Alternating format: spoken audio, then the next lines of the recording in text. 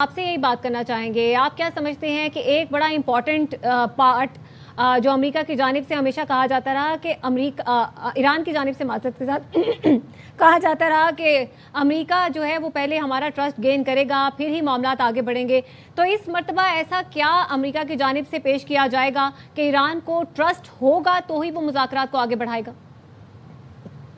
Trust تو ابھی نہیں بنے گا، ابھی تو جس کو کہتے ہیں نا آپٹمزم کے ساتھ ایران ٹیبل پہ آ رہا ہے، اور وہ بالکل حیران نہیں ہوں گے اگر ان کو پتہ لگے کہ آج جو ڈیل ہوتی ہے یہ بھی بعد میں پتہ نہیں قائم رہتی ہے یا نہیں رہتی، لیکن آپ کو بہرحال ان گڈ فیتھ کرنا ہوتا ہے۔ آپ کا چوائس ہے کیا؟ ایک طرف ہے کہ آپ گولہ باری کرواتے رہیں، لڑتے رہیں، وہ بھی ایک اینڈلیس وار نہیں چل سکتی۔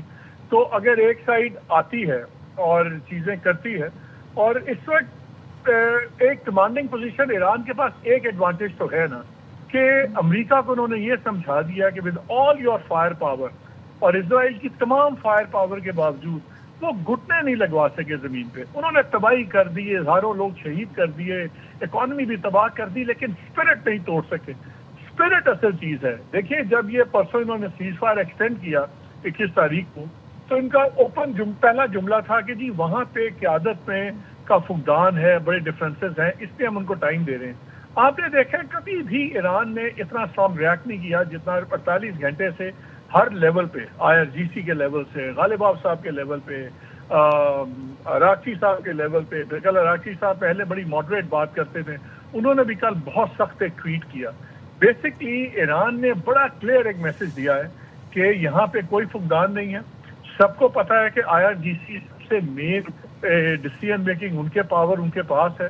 جتنے آپ نے پڑھے اداریے، جتنے آپ نے انالیسس پڑھے جو ایران ایکسپرٹس ہیں، چاہے وہ ایرینینز ہیں، چاہے وہ گورے ہیں، چاہے وہ فرینچ ہیں، چاہے وہ برٹش ہیں، آپ تمام میڈیا میں، ٹاپ پبلیکیشنز میں، چینلز پہ آپ ڈسکشن سن لیں، ایک چیز پہ سارے متفق ہیں کہ یہ بہت بڑی غلط انالیسس ہے جو اسرائیل بیچ رہا ہے ڈونلڈ ٹرمپ کو، اور وہ سمجھتے ہیں کہ وہاں پہ نفاق ہے۔ نفاق نہیں ہے، بلکہ جنگ کے بعد بہت زیادہ کوہیژن ہے اور بہت زیادہ پاور وہ اسٹریٹ IRGC کے پاس ہے۔ غالباف صاحب بھی اسی لیے لیڈ کر رہے تھے کہ غالباف صاحب خود ماضی میں ایک ہارڈ لائن IRGC کمانڈر رہے ہیں۔ آج وہ اسپیکر ہیں لیکن وہ کمانڈر رہے ہیں۔ وہ ذاتی طور پہ ان کا تعلق بنا ہوا ہے مجتبیٰ صاحب کے ساتھ، خامنائی کے ساتھ، اس زمانے سے جب مجتبیٰ خامنائی 17 سال کے تھے اور انہوں نے جہاد میں حصہ لیا اپنا عراق کے خلاف۔ اس زمانے کے ان کے دوست اب سینئر پوزیشنز میں ہیں IRGC کے۔ جب یہ مجتبیٰ خامنائی اپنے والد کے سیکریٹریٹ میں تھے علی خامنائی کے، تو ان کی رسپانسبلٹی تھی coordination with intelligence and IRGC and military. اس سے ان کے تعلقات اور بھی بہت گہرے ہو گئے۔ اب وہی ان کے سپریم لیڈر بھی بن گئے ہیں۔ تو جو وزن اس وقت IRGC اور ملٹری کے پاس ہے یہ ان کے پاس پہلے نہیں تھا۔ علی خامنئی صاحب ایک بہت بڑی شخصیت تھے، وہ اپوائنٹمنٹ تھی، ان کے آگے سب کا لفظ ثانوی حیثیت نہیں تھا، وہ جو کہتے تھے وہی ہوتا تھا۔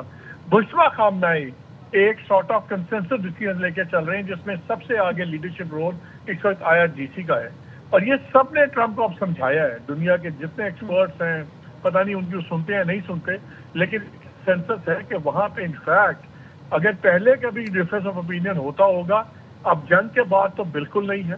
وہاں پہ IRGC کنٹرول کر رہی ہے فیصلوں کو، اور یا پالیٹکس میں بھی وہ لوگ ان کے ساتھ کمانڈ کر رہے ہیں جو IRGC کے قریب ہیں۔ عراقچی صاحب اتنے قریب نہیں تھے، اس لیے آپ نے دیکھا جنگ سے پہلے عراقچی صاحب پوری دنیا میں پھر رہے تھے، مشرق وسطیٰ میں، گلف میں، دائیں بائیں، ویسٹرن کیپٹلز۔ لیکن لیڈ کس نے کیا ڈیلیگیشن کو؟ لیڈ کیا اسپیکر صاحب نے، because of his closeness to Mojtaba Khamenei and his closeness to IRGC top command. So وہاں پہ تو کوئی فرق ہی نہیں ہے اس لیڈرشپ میں، کوئی یہ لیک آف یونٹی کا تو سوال ہی نہیں اٹھتا۔ اور یہ اب آئی تھنک چیز عیاں ہو گئی ہے ڈونلڈ ٹرمپ پہ، اور ان کے ملٹری پلانرز بھی کہتے ہوں گے کہ اب آپ کو بات کرنی ہے تو ان سے ہی کرنی ہے، اب آپ کیجئے اور یہ غلطی مت کیجئے۔ پہلے آپ نے 3 بڑے غلط اندازے لگائے۔ ایک تھا میں حملہ کروں گا 1 ہفتے میں ایران کو لٹا دیں گے، غلط۔ ہم جا کے ہرمز کبھی نہیں ایران بند کرے گا، غلط ثابت ہو گیا۔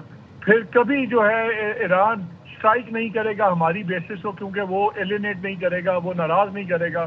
सऊदी अरेबिया, कतर, यूएई, गलत हो गया। अब तीनों बड़े फैसले गलत। अब चौथा अगर ये गलत फैसला कर बैठे कि वहाँ बड़ा क़यादत के अंदर निफाक है और बड़े डिफरेंसेस हैं, तो उसका नतीजा तबाही है। आई थिंक अब चीजें क्लियर हो रही हैं। ये दौरा, और ये अभी उन्होंने सेकंड डाउनग्रेड करके भेजा है, इसमें गालिबाफ नहीं है, ये राशिद साहब आ रहे हैं, तो ये प्रिलिमिनरी काम की चीजें तय होगा फ्रेमवर्क, और उसके बाद असल तो मुज़ाकरात बाद में होंगे। असल मुज़ाकरात आपके ख्याल में बाद में होंगे। कामरान खान साहब, जिस तरीके से अभी मालिक साहब भी ये फरमा रहे थे और अमेरिकी सदर डोनाल्ड ट्रंप को ये लग रहा है कि ईरान में क़यादत का फुक़दान है या कौन क़यादत करेगा, इस पर झगड़े हो रहे हैं, आपकी इस पे क्या राय है? क्या ऐसा कुछ है? देखिए, ये तो तय हो गया कि कोई झगड़े नहीं हो रहे। ईरान जितना मुत्तहिद इस जंग के बाद है, इससे पहले कभी इतना मुत्तहिद नहीं था, और ये रोज़े आया की तरह बिल्कुल सामने आ गई ये बात कि ईरान की यूनिटी जो है वो मिसाली है इस वक्त जो है, खासतौर पर पॉलिटिकल जो उनकी यूनिटी है, लीडरशिप की यूनिटी है। दूसरी वजह यह है कि जब भी जंग होती है यही होता है, जंग के नतीजे में हमेशा यही कैफियत होती है। ये जो इसराइलियों की, या उन्होंने जो चूरन बेचा था अमरीकियों को कि जी के उसके बाद फौरन एक हम बॉम्बिंग करेंगे, लीडरशिप खत्म होगी, लोग सड़कों पे निकल आएंगे, रिजीम चेंज हो जाएगी, टेक ओवर हो जाएगा, वो सब जो है वो फसाना साबित हुआ है। और कल के बाद से मजीद जब ये लीडरशिप ने एक जबान होके एक अंदाज से ये पोस्ट की है अपनी, तो वो बात अपनी जगह बिल्कुल तय हो गई है।